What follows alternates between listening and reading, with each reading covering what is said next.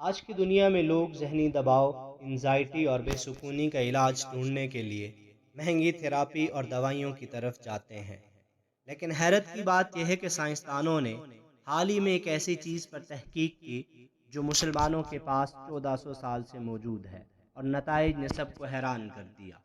آج ہم بات کریں گے اس تحقیق کی جو ثابت کرتی ہے کہ قرآن صرف عبادت کی کتاب نہیں بلکہ سکون کا ایک حقیقی ذریعہ بھی ہے۔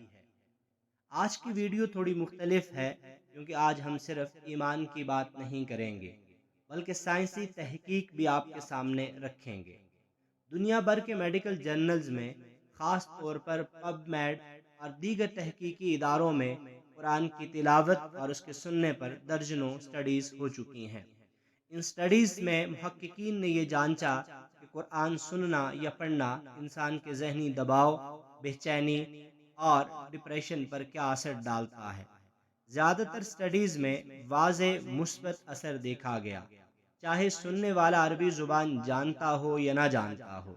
ایک تحقیق میں تو ان مریضوں پر بھی تجربہ کیا گیا جو بڑی سرجری سے پہلے شدید خوف زدہ تھے۔ نتیجہ یہ نکلا کہ قرآن کی آواز سننے سے ان کی انزائٹی کی سطح نمایاں طور پر کم ہو گئی۔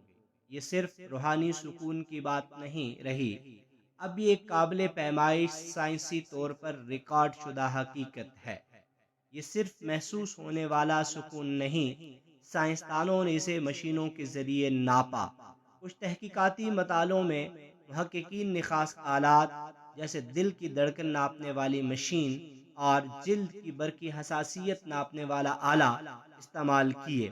نتیجہ یہ نکلا کہ جب لوگ قرآن سنتے ہیں تو ان کے دل کی دھڑکن سست ہوتی ہے، سانس بہتر ہوتی ہے اور جسم ایک پرسکون حالت میں چلا جاتا ہے۔ یعنی یہ اثر صرف ذہنی نہیں، جسمانی طور پر بھی حقیقی اور آلات کے ذریعے ثابت شدہ ہے۔ جب ہم قرآن کو صرف پڑھنے کا فرض سمجھنے کی بجائے ایک ایسا عمل سمجھیں جو جسم اور دماغ دونوں پر حقیقی اثر ڈالتا ہے، تو اس سے تعلق ایک نئی سطح پر جا کر جڑتا ہے۔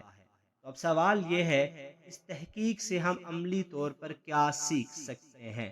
پہلی بات، اگر آپ کسی مشکل وقت، امتحان، انٹرویو یا پریشانی سے پہلے بے چین محسوس کریں تو چند منٹ قرآن سننا صرف ایک روحانی عمل نہیں بلکہ ایک ایسا عمل ہے جس کے سائنسی فوائد بھی ثابت شدہ ہیں۔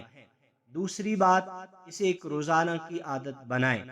صبح کے چند منٹ یا سونے سے پہلے تحقیق کے مطابق مسلسل تلاوت سننے سے اثر زیادہ گہرا ہوتا ہے۔ یاد رکھیں، یہ کوئی نسخہ نہیں، یہ وہی عمل ہے جو امت مسلمہ 1400 سال سے کرتی آ رہی ہے۔ سائنس نے صرف آج اسے ثابت کیا ہے۔